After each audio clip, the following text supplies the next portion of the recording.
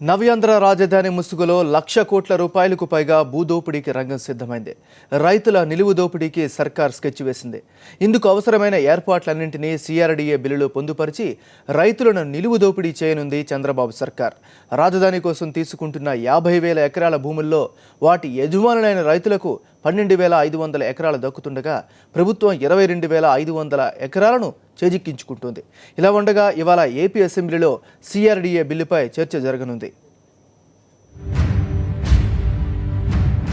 రాజధాని ప్రాంత అభివృద్ధి పేరుతో భారీ కుంభకోణానికి తెరలేపనుంది చంద్రబాబు సర్కార్. పైసా ఖర్చు లేకుండా రైతుల నుంచి 10,000 ఎకరాల భూములు తీసుకుంటున్న సర్కార్ వాటిపై సర్వాధికారాలు తన సారథ్యంలోని సిఆర్డీఏకి కట్టబెట్టనుంది. దీంతో సీఎం చంద్రబాబు తన అనుచరులకు, బినామీలకు తనకు కావలసిన వారందరికీ ఈ భూములు కట్టబెట్టేందుకు రంగం సిద్ధం చేశారు.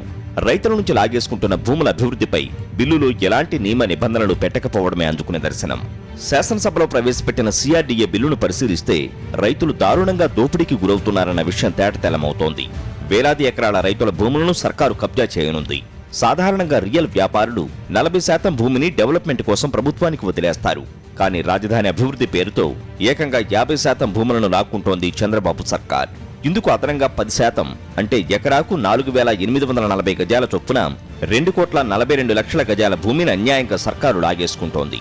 రాజధాని ప్రాంతంలో ప్రభుత్వం చెబుతున్న ధర మేరకు గజానికి 25,000 లెక్కన 1,25,000 కోట్ల విలువైన భూములు అన్యాయంగా అదనంగా ప్రభుత్వం కాజేస్తోంది. అలా రాజధాని పేరుతో ప్రభుత్వం అడ్డగోలు వ్యవహారానికి తెరలేపింది. భూముల అభివృద్ధిలో పాలు పంచుకోవాలన్న సంస్థలు సిఆర్డీఏకు దరఖాస్తు చేసుకోవలసి ఉంటుంది. ఇలా చంద్రబాబు తనకు కావలసిన వారికి డెవలప్మెంట్ బాధ్యతలు అప్పగించే వీలును బిల్లులో పొందుపరిచారు. వీటికి తోడు రాజధాని ప్రాంతంలో ఎలాంటి స్థిర చరాస్తులైనా సేకరించే అధికారాన్ని సిఆర్డీఏకు కట్టబెట్టారు. దీనిపై రైతులకు ప్రశ్నించే అధికారాలు లేవు. ప్రభుత్వం అభివృద్ధి పరిచిన ప్రాంతంలో భారీ స్థాయిలో లైసెన్స్ ఫీజులు, యూజర్ ఛార్జీల భారం వేయనున్నారు. ఆంక్షలు, పరిమితులు, అనుమతుల పేరుతో ఒక రకమైన ఎమర్జెన్సీ పరిస్థితులకు ఈ బిల్లు వీలు కల్పిస్తోంది.